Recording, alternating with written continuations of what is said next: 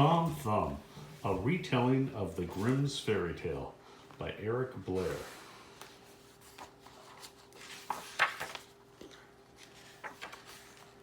Tom Thumb. They're too tiny. Once upon a time, there was a poor woodcutter who had no children. I'd love to have a child, he said, even if he were small as a thumb. Soon after, the woodcutter and his wife had a baby boy.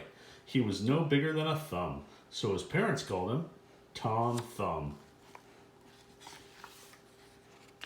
One day, Tom's father went into the forest. I wish someone could bring the cart, he said. I can do that, said Tom. His father laughed. You are too small.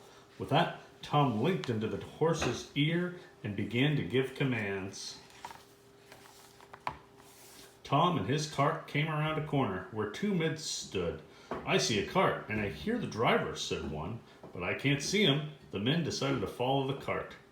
When he came to a spot in the forest where his father was working, Tom called out to him. The woodcutter took his son out of the horse's ear and placed him on the ground. The strangers were watching. The strangers were amazed to see the tiny boy. We could make a fortune with such a little man, said one. Let's buy him. The strangers went to the woodcutter. Sell us the little man, one of them said. Tom crawled up to his father's collar and whispered, Take the money. I will escape and be home in time for dinner. That seems awfully risky. Tom's father sold him to the strangers. Tom rode away on the brim of the stranger's hat. Before long, Tom cried, Set me down for a moment. I have to do something. When the stranger put him down, Tom ran into a mouse hole. The strangers could not find him.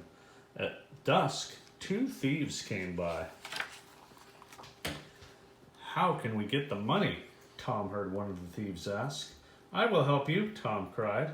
Tom came out of the mole house, and the thieves scooped him up. They took him to the house they wanted to rob. Oh no. Tom crawled through the window, but he did not steal any money. Instead, he yelled, Do you want all of it? Be quiet, whispered the thieves. You'll wake everyone up. Just bring us the money. Whatever you want, Tom shouted. At this moment, the maid woke up and stumbled in. The thieves ran off, and Tom crept away to the barn. The next morning, the maid got up to feed the cows. She grabbed the pile of hay in which Tom was sleeping. The cow ate the hay, and Tom slid down the cow's stomach. Help! Tom cried. The maid was shocked to hear the cow speak. She decided the cow should be butchered at once.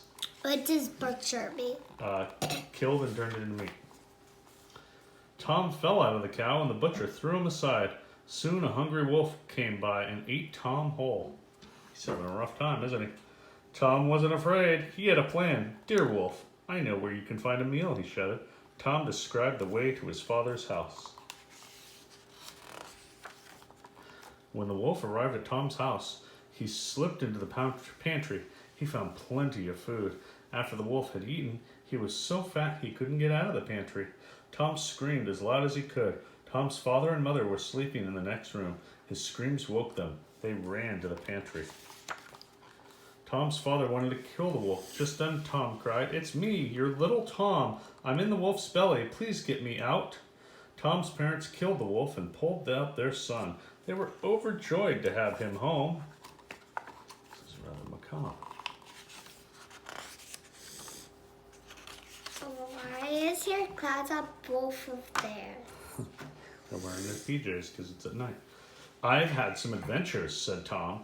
I've been in a mouse hole, a barn, a cow's stomach, and a wolf's stomach. Now I'm home again. I'm never going away again. And we'll never sell you again, said Tom's father. Not for all the gold in the world. The end.